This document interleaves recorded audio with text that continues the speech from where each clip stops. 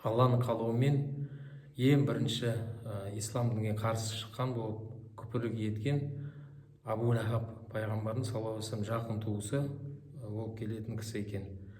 Осы жерде анық дәлел екен, бұл дін арабтар үшін емес. Нағыз жақын туысы арабы соған қарсы шықты, сол дінге қарсы шыққан екен. Осы жерде біріншіден қысқаша сол Абу Лахаб және Абу Лахабтың әулеті жайында тарихта не айтылған деп соны білу керекпіз, жақсылап түсіну үшін осы мәселені. Абу Лахабтың әулеті Бани Хашим, Абдул Мутталибтің балалары сол заманнан бері үлкен атаққа сыйлы араб болған екен әулет. Меккеге келген адамдарды жақсы қарсы алып, сый сияпат жасап, мұқтаж болса қажеттерін ашып, сондай кісілер болған екен. Сол бұрынғы араб ақындар өлеңдерді шығарды, соларды мақтап. Осындай кісілер, жақсы адамдар, әулеті Бани Хашим деген Абу Лахабтың жаңа пайғамбар саллаллаху алейхи вассалам аталары жаңа. Сол кезде енді айтады екен, Абдул Мутталиб ең бірінші Меккеге келген адамдар, сыртқа келген кісілерге тегін тамақ ұйымдастырады екен. Осындай сауапты, сондай қайырымдылық шараларды істеп жүрген.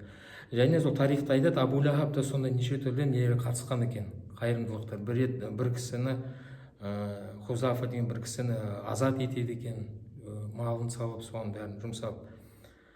Абу Лахаб деген лақабы қайдан пайда болды? Жаңа жарық деген сөзден, себебі беті әдемі болған, жарық болған, сондай беті, жүзі жарық болған.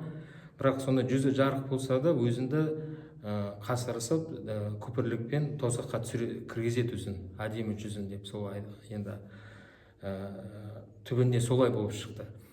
Абу Лахаб пайғамбарды саллаллаху алейхи вассалам өте жақсы көрген кісі болған екен алғашқы кезде.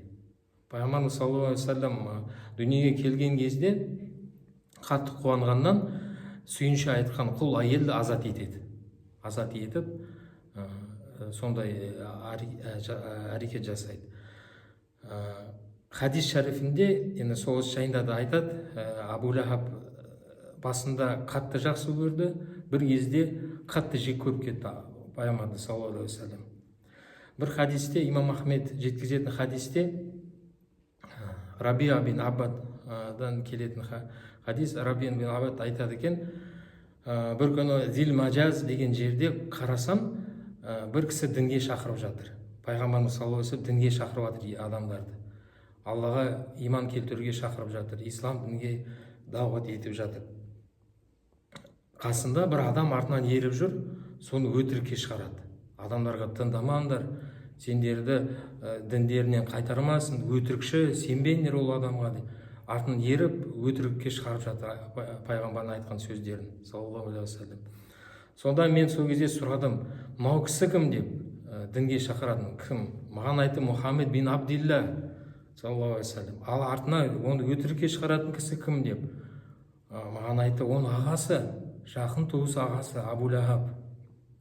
Осында хадисте, осы хадис өзі дәлел екен. Бұл дін арабтар үшін емес, әлемдік дін екен. Өзі нағыз арабтар сол қарсы келген екен. Қабылдамай сол дінге қарсы әрекет істеп кедергі жасаған. Артынан сол тарихта айтылады, Абу Лахаб жалғыз ғана емес, бүкіл тайпалардан, арабтан тайпалар ішінен 25 адамды жинап, мәжіліс